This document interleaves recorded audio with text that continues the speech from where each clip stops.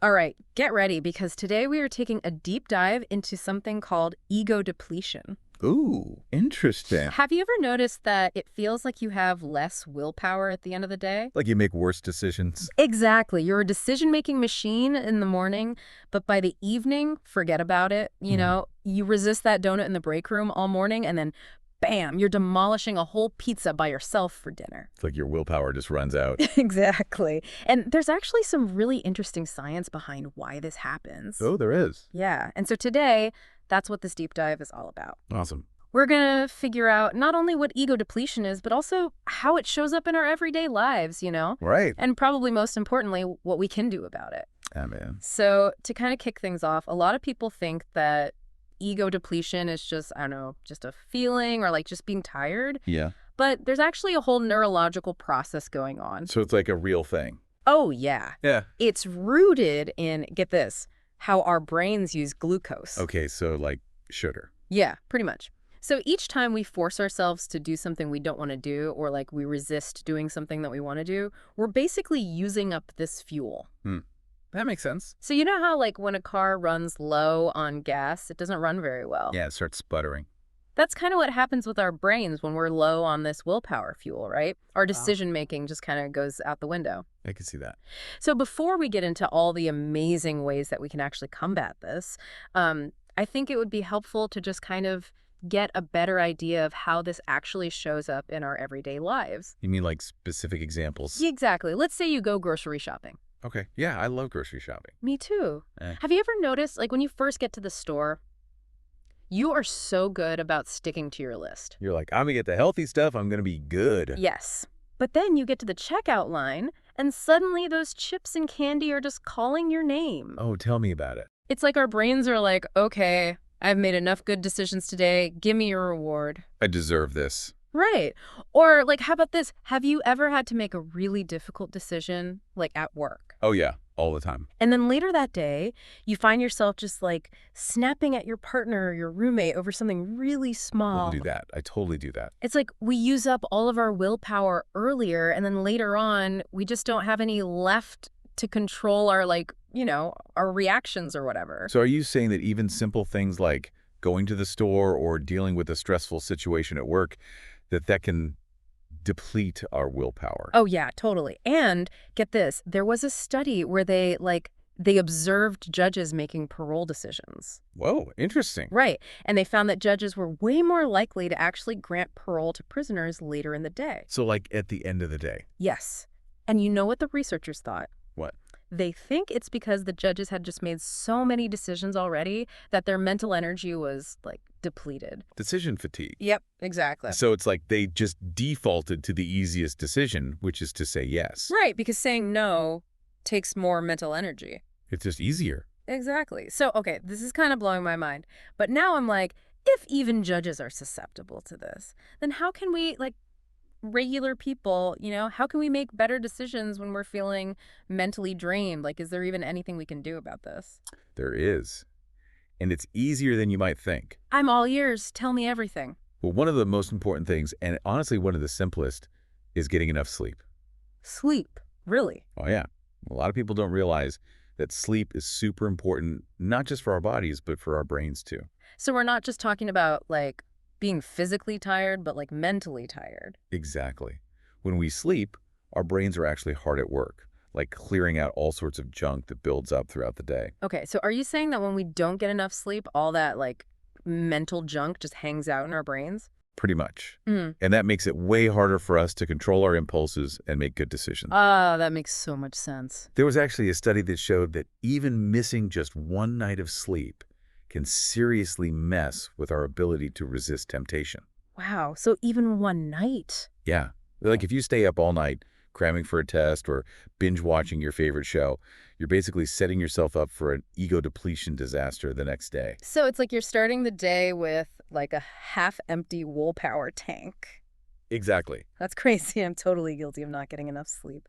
But, okay, so sleep is important. What else can we do? Like, is there anything we can eat or drink to help with this willpower thing? You know, it's funny you should ask that. Huh. What we eat plays a huge role in all of this. Seriously? Remember how we talked about glucose being like fuel for our willpower? Yeah. Well, Eating foods that release glucose slowly and steadily is key. So, like, what kind of foods? Think complex carbohydrates like whole grains, fruits, veggies, stuff like that. Okay, so basically, ditch the sugary cereal for a bowl of oatmeal. Exactly. And it's also a good idea to pair those carbs with some protein and healthy fats, like nuts and seeds. Like trail mix? Yeah, something like that. That combo helps to keep your energy levels stable and prevents those crazy sugar rushes and crashes that can make us, more impulsive. So it's all about keeping that willpower tank full. Exactly. Now imagine you're in the middle of a super mentally draining task, right? Oh, like recording this podcast? Haha. Hmm. Oh, maybe. But seriously, what do you do when you need a quick willpower boost? I usually just reach for another cup of coffee. Well, I have a better suggestion. Ooh, lay on me. Short breaks. Breaks? Really? I know it sounds simple, but trust me, even just stepping away from your desk for 5 or 10 minutes can do wonders for your mental energy. So, like, go for a walk or something. Yeah. Or just stand up, stretch, get some fresh air. It's like giving your brain a mini vacation. Okay, I like the sound of that. A mini vacation for my brain. So we're talking sleep, good nutrition, and taking breaks. Those are the foundations, for sure. But there's got to be more to it, right? Like, what about those deeper, almost like psychological strategies for strengthening our self-control? You're right. There is a whole other layer to this, and that's what we're going to get into next. Ooh, I can't wait. Okay, I'm still kind of reeling from that whole judge thing. I know, right? It's crazy to think how something like being tired can actually influence such important decisions. It really shows how powerful this ego depletion thing is and how important it is to understand how it works. Okay, so you mentioned something before about decision fatigue. Oh, yeah. What is that exactly? Basically, it's like, when you've had to make a ton of decisions all day long Mm-hmm. and your brain just gets tired. Like mental exhaustion. Exactly. And when that happens, we start making, well, let's just say not our best choices. So it's not just about big decisions. No, not at all. It can be all those little decisions we make throughout the day, too. Like what to wear, what to eat for lunch, Yeah. whether to answer that email right now or later. Exactly. It all adds up. There was this study where researchers watched people shopping in a mall. Okay, so like Black Friday. Huh. Well, maybe not that extreme, but yeah. They noticed that shoppers who had to make a lot of choices early in the day, Yeah. they were way more likely to buy things impulsively later on. Things they didn't even really need. Right. It's like our brain is saying, okay, I've made enough decisions for one day. Time to just go on autopilot. Wow. So what you're saying is that decision fatigue can impact every area of our lives. Pretty much. Everything from our work to our relationships, our spending habits, even our health. Okay, I see that. I definitely see that. So let's say, like, we have these goals we're trying to achieve. Like eating healthier or exercising more. Exactly. But why is it so hard to stick with them, even when we're, like, super motivated at the start? Well, part of it is because those goals usually require us to make a lot of decisions, To resist temptations. Exactly. Okay. And as we've seen, those decisions use up our willpower, which can make it harder to stay on track. So how do we, like, make it easier on ourselves? One of the best things you can do is simplify your life. Simplify. Yeah. By making fewer decisions each day, you free up more mental energy for the things that really matter. Okay, but what does that look like in real life? Well, think about your daily routine. Are there areas where you can create some structure, Okay, I see what you mean. like planning your meals for the week ahead? That way you're not deciding what to eat every single day. Oh, meal prepping? Exactly. Mm-hmm. Or how about picking out your clothes the night before? Oh, that's a good one. I always spend way too much time staring at my closet in the morning. Right. It all takes mental energy. Even the little things. And then there's social media. Oh, don't get me started. It's a huge drain on our willpower. So true. I can spend hours just scrolling and scrolling. Setting some boundaries around your social media use can be a game changer. Like limiting yourself to a certain amount of time each day. Yeah, or even just being more mindful about when and why you're using it. Okay, I like that. So we're creating structure, automating decisions, and setting boundaries. Exactly. And by simplifying those areas of your life, you're giving yourself more willpower to dedicate to the things that are important to you. That makes so much sense. I'm already feeling less stressed just thinking about it. But before we move on, can we go back to relationships for a second? Sure. You said earlier that decision fatigue can affect our relationships. Mm-hmm. How do we protect those connections, especially when we're like running on empty? Self-awareness is key. Okay.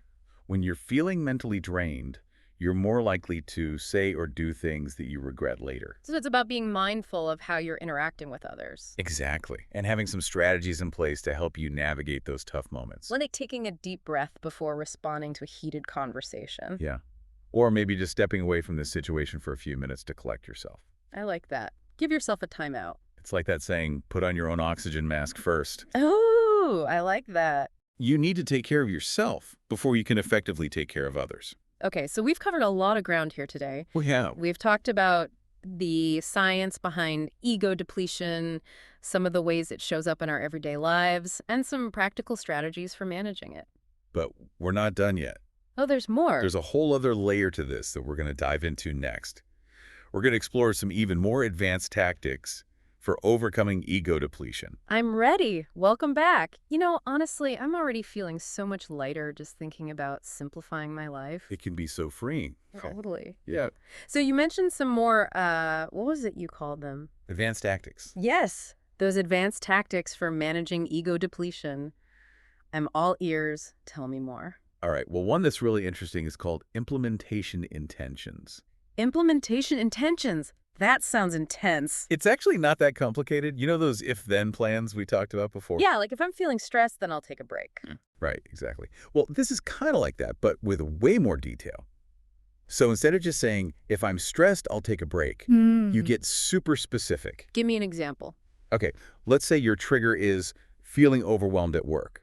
So your implementation intention might be, if I start to feel overwhelmed at work, then I will immediately close my laptop, get up from my desk, walk outside for 5 minutes, and then do some deep breathing for 2 minutes. Wow, that's really specific. Exactly, and that's the point. You're removing any ambiguity and giving yourself a clear plan of action. So you don't even have to think about it in the moment. Pretty much. It's like you're pre-programming your brain to respond in a healthy way. I love that. So it's like you're kind of outsmarting your own willpower weaknesses. Are there any other, like, mind tricks we can use? Definitely. There's also mindfulness training. Yeah. You ever tried that? I've heard of it, but I've never really, like, tried it. Well, it basically involves paying attention to the present moment without judgment. Okay. And it's been shown to have a huge impact on self-control. I'm not sure I totally understand. Think about it this way. When you're feeling mentally drained, right? Yeah. You're often kind of stuck in a cycle of, like, negative thoughts and cravings and impulses. Yeah, I feel that. Mindfulness helps you step outside of that cycle and just notice those thoughts and feelings without getting swept away by them. So instead of just giving into that urge to eat a whole bag of chips when you're stressed, you're able to, like, pause and recognize that you're having that craving. Exactly. You create some space between the urge and the action, and that gives you more control over your choices. Even short mindfulness exercises like meditation can make a big difference. Okay, so we're talking about being more mindful, creating those implementation intentions. Anything else? One more I wanted to mention is cognitive reappraisal. Cognitive reappraisal. Okay, break that down for me. So let's say you're really craving a big piece of chocolate cake, right? Okay, I can definitely relate to that. Instead of focusing on how delicious it would taste, you could try to reappraise the situation. Like, focus on the negative consequences. Maybe you picture yourself feeling sick later, or think about how it might set you back on your health goals. So you're basically shifting your focus from the immediate pleasure to the long-term downsides. Exactly. And that can help to reduce the intensity of the craving and make it easier to resist. Wow, this is all really fascinating stuff. So we've got, what, implementation intentions, mindfulness training, and cognitive reappraisal. Yep, those are some of the big ones. It feels like we're talking about building a mental muscle, you know? Totally. Yeah. You're training your brain to be more resilient. It's not just about having willpower. It's about being strategic and using the right tools. I love that. Yeah. So we're not at the mercy of our impulses. No, not at all. We have more control than we realize. This has been such a great deep dive. We've learned so much. It's been a pleasure being here. Ego depletion is totally a real thing. Oh, absolutely. But the good news is that we're not powerless against it. We have the power to make choices that support our well-being even when we're tired. We just need the right tools and strategies. Exactly. And with a little practice, we can all become masters of our own willpower. So for our listeners out there, we hope you've enjoyed this deep dive, and we'll see you next time.